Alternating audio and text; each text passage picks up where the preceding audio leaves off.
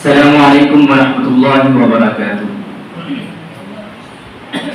نحمده ونصلی علی رسوله الکریم اما بعد دائس پر تشریف فرما قابل قدر اور معزز اساتذہ کرام، سامنے بیٹھے ہوئے سامعین، آج میری تقریر کا عنوان ہندوستان اور مسلمان ہے کہ میں جب مر جاؤں تو میری الگ پہچان لکھ دینا، کہ میں جب مر جاؤں تو میری الگ پہچان لکھ دینا، میری پیشانی پر ہندوستان لکھ دینا، کہ ہندوستان قومی یکجہتی اور گنگا جمنی تہذیب کا علم بردار ہے۔ یہ ایسا چمن ہے جہاں امن و معاشرتی اور اتحادی ملی کے بے شمار پھول کھلتے ہیں، کہ یہاں کے فضا میں محبت، یہاں کے ہر فرد میں آپسی الفت ہوتی ہے۔ یہ ایسا پلیٹ فارم ہے جہاں ہندو، مسلم، سکھ اور عیسائی یکساں طور پر جمع ہوتے ہیں۔ گویا کہ ہندوستان آپسی اتحاد کا حسین سنگم ہے اور یہاں پر سارے مذاہب محترم ہیں۔ ہندوستان میں جہاں دیگر ادیان و مذاہب کے لوگ قیام پذیر ہیں، وہیں پر مسلمانان ہندوستان کی ریڑھ کی ہڈی کی حیثیت رکھتا ہے، اور یہ بات حقیقت پر مبنی ہے کہ مسلمانوں نے ہندوستان کو اپنی خون جگر سے سینچا ہے، سنوارا ہے، اور ہر ہندوستانی کو سر اٹھا کر جینے کا حق مسلمانوں نے دلایا ہے۔ اس چمن کی آبیاری مسلمانوں نے کی ہے، اور ہر وقت مسلمان اپنے وطن عزیز کی محبت میں ڈوب کر سب سے پہلے سینہ سپر ہو کر ہندوستان پر قبضہ کرنے والوں کے ناپاک عزائم کا قلعہ اما کیا اور انگریزوں کو اس ملک سے مار بھگایا۔ انگریزوں کے خلاف عالمی بغاوت بلند کر کے اپنی جوان بیویوں کو بیوہ، اپنے بچوں کو یتیم کیا اور اپنی گردنوں کو کٹایا، اور ہر آنے والی باطل طاقت کا مسلم علماء اور عوام نے مقابلہ کیا اور ان کے ناپاک منصوبوں کی دھجیاں اڑا دی، اور ان سے یہ بات کہہ ڈالی کہ جب تک مسلمان ہندوستان میں موجود رہے گا اس وقت تک اس ملک کو غیروں کے حوالے نہیں کیا جا سکتا ہے۔ ہم اپنی جانیں تو دے سکتے ہیں مگر یہ ہندوستان نہیں دے سکتے، کیونکہ یہ ملک ہندوستان ہمیں جان سے زیادہ پیارا ہے، عزیز ہے۔ اسی کے متعلق علامہ اقبال نے یوں کہا کہ سارے جہاں سے اچھا ہندوستان ہمارا، کہ سارے جہاں سے اچھا ہندوستان ہمارا، ہم دل بولے ہیں اس کی یہ گلستاں ہمارا۔ مکرم سامعین، لیکن آج اسی ہندوستان کے اندر مسلمانوں کے ساتھ بے وفائی کا برتاؤ کیا جا رہا ہے، ان کی مساجد کو شہید اور مدارس کو مقفل کیا جا رہا ہے۔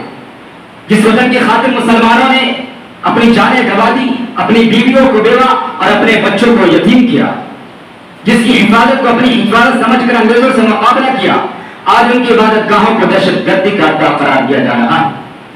آخر ان تمام باتوں کی بنیادی وجہ کیا ہے؟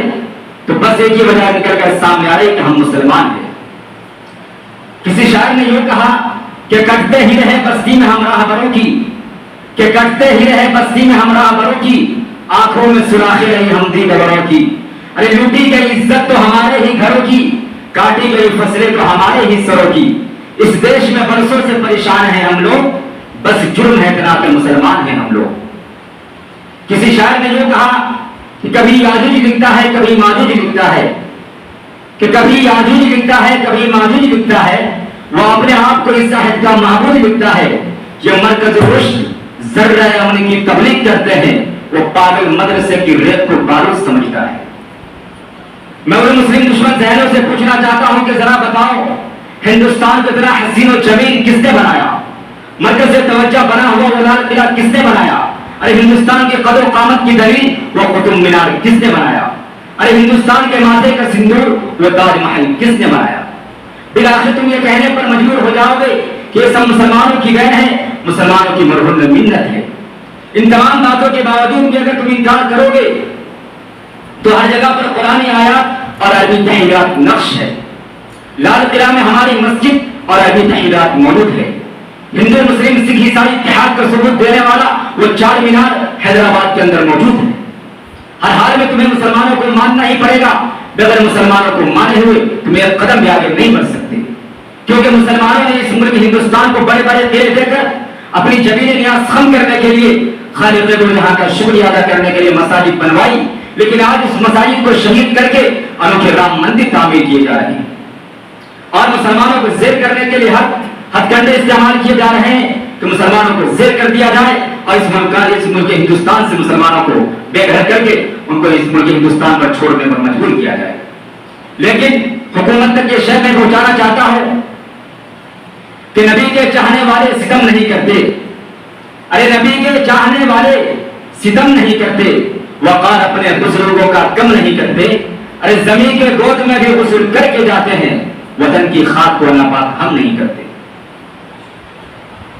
کیونکہ حکومت کی پرواز صرف اور صرف ان کی کرسی تک ہے، لیکن علماء کرام یہاں موجود ہیں، ان کی پرواز عرش تک ہے. اگر انہوں نے خلوص دل سے اپنا ہاتھ اٹھا دیا تو تمہاری حکومت تباہ و برباد ہو جائے.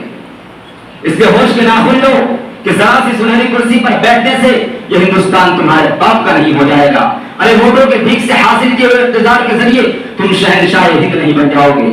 اسی کے متعلق حضرت راحت گوری رحمت اللہ علیہ نے یہ کہا کہ اگر خلافت ہونے تو جان تھوڑی ہے، ارے یہ سب دھواں ہے، کوئی آسمان تھوڑی ہے.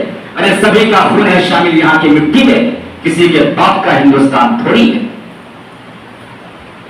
میرے دوستوں، ہم لوگوں کو چاہیے اور ہمارا مذہب اسلام بھی یہی تعلیم دیتا ہے کہ اپنے ملک سے محبت کرنی چاہیے. کیونکہ آج کبھی کبھی ہم چائے پیتے ہیں تو اس سوچ کر بھی پیتے ہیں کہ کولر میں چائے پینے کا یہ بھی ہے ایک سبب، کہ کولر میں چائے پینے کا یہ بھی ہے ایک سبب، ہاتھوں سے چوم لیتا ہوں میں اس خاک وطن کو. میرے دوستوں، اسی چند باتوں پر میں اپنی بات ختم کر رہا ہوں. وآخر دعوانا الحمدللہ رب العالمین.